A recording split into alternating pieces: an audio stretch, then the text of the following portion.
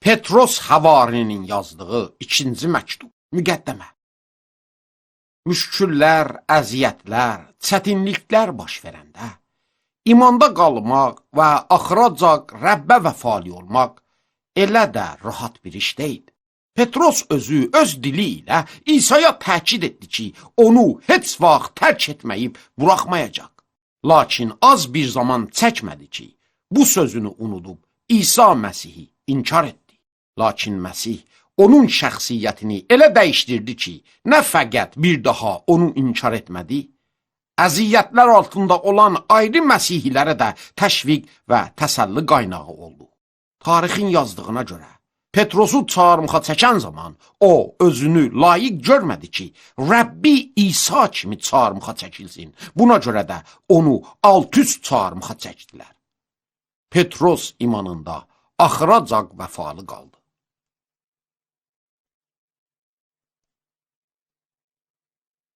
Fəsil 1.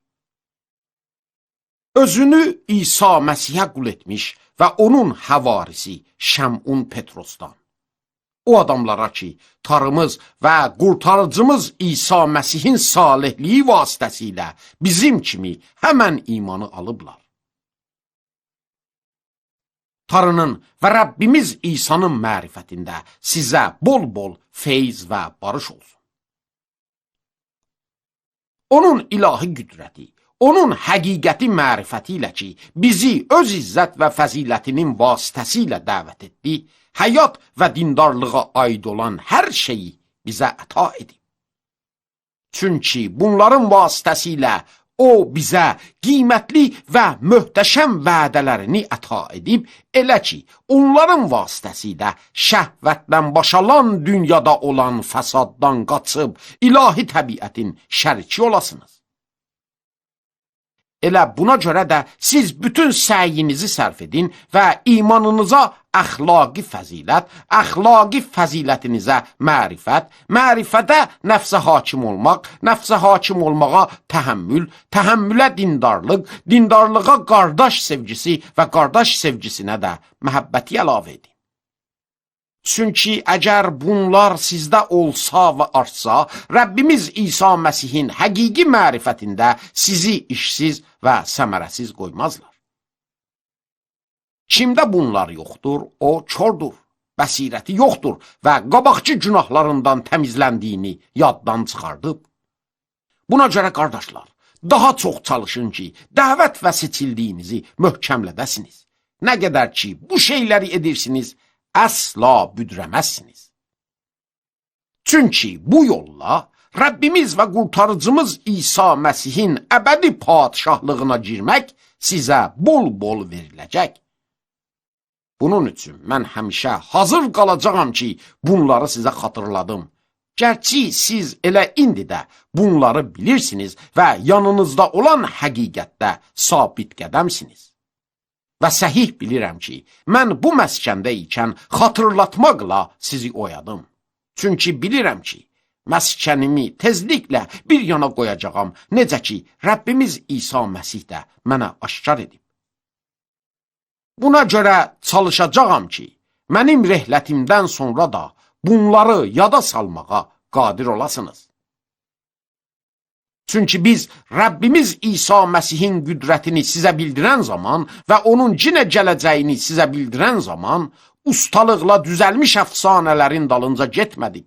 Lakin özümüz onun ehtişamının şahidləri idik.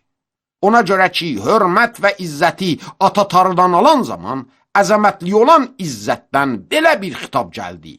Bu, mənim sevgili oğlumdur, ondan çox razıyam.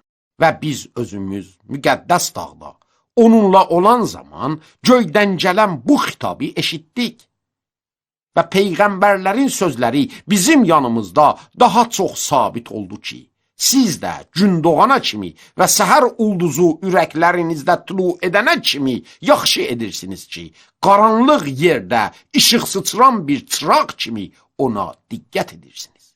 Lakin, hər şeydən əvvəl bunu bilin ki, müqəddəs yazıda olan heç bir nəbilik şəxsin öz təfsirindən deyil. Çünki heç nəbilik, heç bir zaman insan iradəsi ilə edilməyib. Amma insanlar müqəddəs ruh tərəfindən hərəkətə gəlib tarıdan danışdılar. Fəsil 2. Lakin yalancı peyğəmbərlər də xalq arasında zuhur etdilər. Necə ki, sizin aranızda da yalancı müəllimlər olacaqlar ki, gizlicə məhvədən bidətlər gətirib, hətta o ağanı da danacaqlar ki, onları satın aldı və öz başlarına tezliklə həlakət gətirəcəklər. Bir çoxları onların səfahətinin dalınca gedəcəklər və onların üzündən həqiqət yoluna əhanət olunacaq. Və tamahkarlıqda sizi yalan sözlərlə soyacaqlar. Onların məhkumiyyəti çoxdan bəri qüvvədədir və həlakətləri yatmayıb.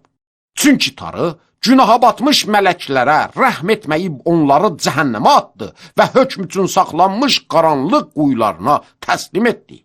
O qədim dünyaya da rəhm etmədi, lakin salihlik vaizi Nuhu özgə 7 nəfərlə saxlayıb dinsizlərin dünyası üzünə sel gətirdi. Sodom və Qəmurə şəhərlərini həlakətə məhkum edib küllə bir etdi və onları ondan sonra dinsizliklə yaşayanlar üçün ibrət qoydu. Salih olan Lutu da ki, fasiqlərin ədəbsiz rəftarında əzab çəkirdi, qurtardı. Çünki bu Salih onların arasında yaşayarkən gördükləri və eşitdiklərindən hiss etdi ki, Salih canı günbəgün onların naşər əməllərindən əziyyət çəkir. Rəbb bilir ki, dindarları vəsvəsədən necə qurtarsın və salih olmayanları necə hökm günü üçün tənbih altında saxlasın. Xüsusən də onları ki, cismin fasid hava həvəslərinə peyrəv olurlar. Güstaq və mənəmçidirlər və əzəmətli varlıqları söyməkdən titrəmirlər. Halbuki güc və qüdrətdə onlardan daha böyük olan mələklər Rəbbin hüzurunda onların ziddinə əhanətli bir hökm vermirlər.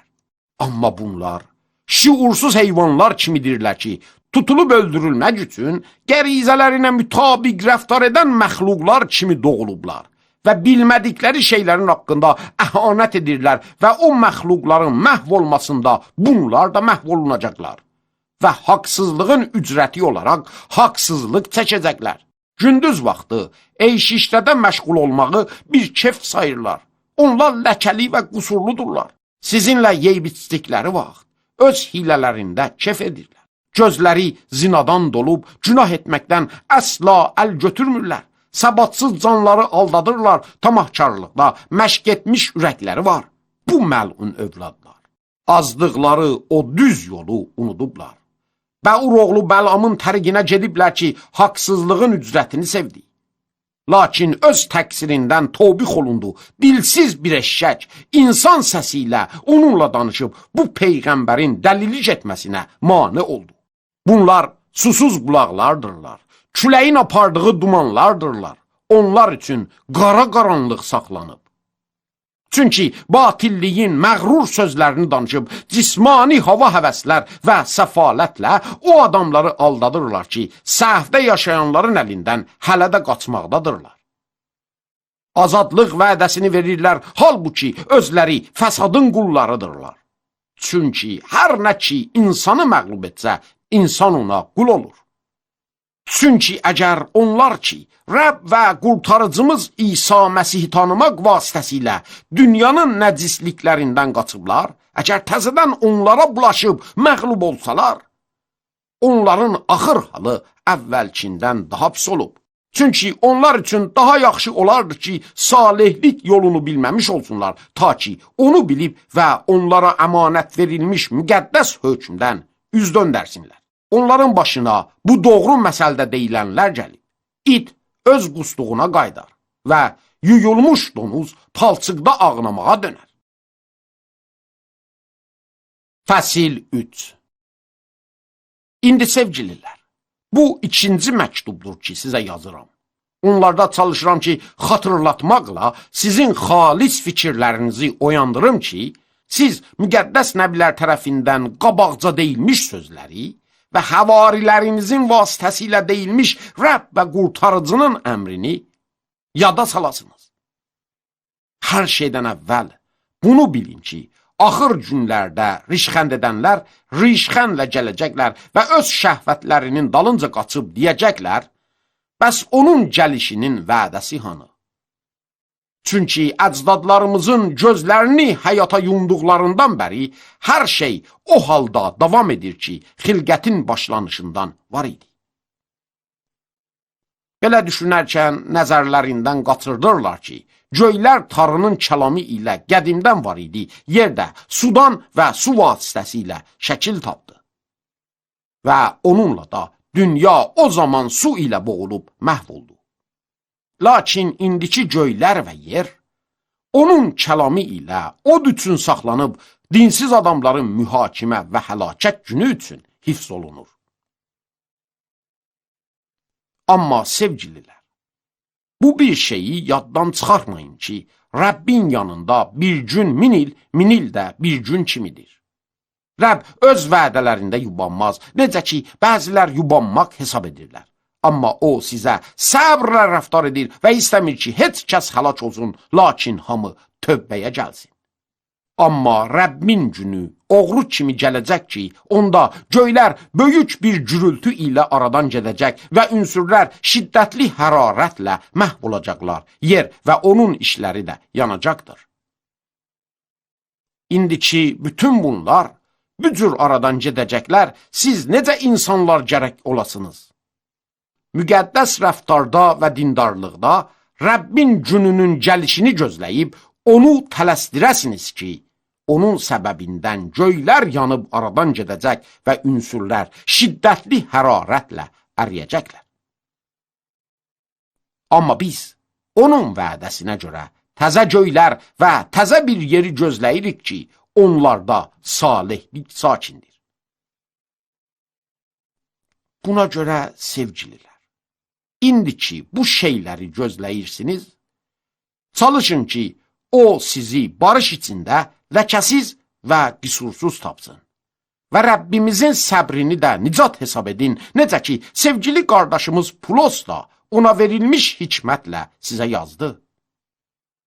Necə ki, bütün məktublarda elə şeylərdən söhbət edilir ki, başa düşməsi çətindir və cahil və səbatsız adamlar ayrı müqəddəs yazılara etdiyi kimi, bunları da öz həlakətləri üçün çevirirlər.